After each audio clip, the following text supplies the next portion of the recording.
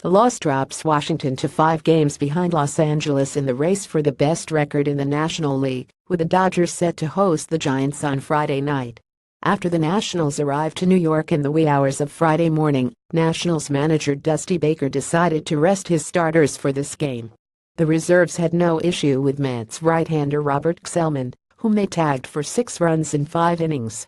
However, the struggles continued for right-hander Edwin Jackson. Gifted a 6-1 lead after a 3-run homer by Adam Lind and a 2-run triple from top prospect Victor Robles, Jackson gave up 5 runs in the 5th, highlighted by d'Arnaud's 3-run homer.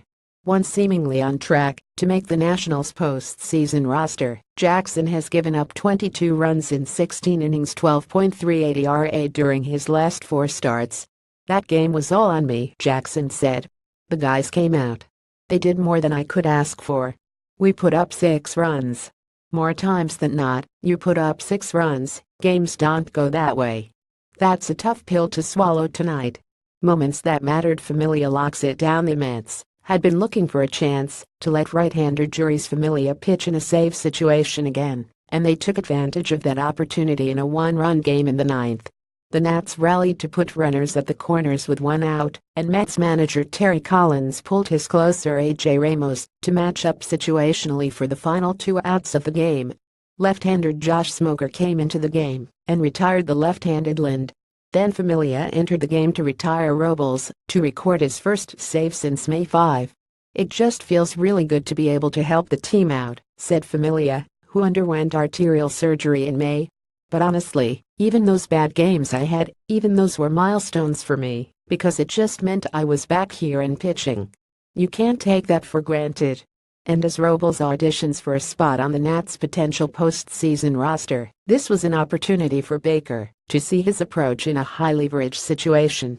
That was a tough guy to face in Familia, but, hey, you're going to face tough guys, especially if you've got a chance to make the roster here, Baker said. "We have the luxury, we don't like to lose, but we have the luxury of trying to find out what they can do." Robles flashes his speed as playing time has been limited, but when Robles has played for the Nationals his speed has been impressive. He showed off his wheels again in the 5th inning after he launched a ball over Juan Lagar's head in center field and raced to third base in 11.23 seconds. He now owns 2 of the Nationals' 3 fastest triples since StatCast tracking began in 2015. "I feel great," Robles said through an interpreter. "I feel fine, relaxed. I feel like this is the league I've been playing it all year." Quotable: "We know how good this team could have been. But the reality is, you've got to get through it and grind it out, and we've tried to do that. I think tonight's a perfect example that we haven't cashed it in." Collins, on the notion that this could once have been a critical last-season series between the Mets and Nationals, sounds smart with your friends. d'Arnaud became the first Mets catcher to hit 15 home runs since John Buck in 2013.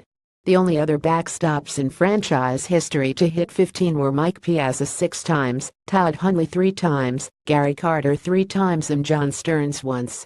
"It's definitely nice," d'Arnaud said. What's next? Nationals' Steven Strasburg looks to stay on a roll when the Nats take on the Mets Saturday night at 7:10 p.m. Eastern Time at Citi Field. In his last 6 starts, Strasburg has allowed just 3 runs in 41 innings. Mets' Noah Syndergaard will come off the disabled list Saturday, starting for the first time since he tore his right lat muscle April 30 in Washington. Syndergaard will throw 1 inning, followed by Matt Harvey, who will pitch the bulk of the game. Watch every out-of-market regular season game live on MLB.tv. This story was not subject to the approval of Major League Baseball or its clubs.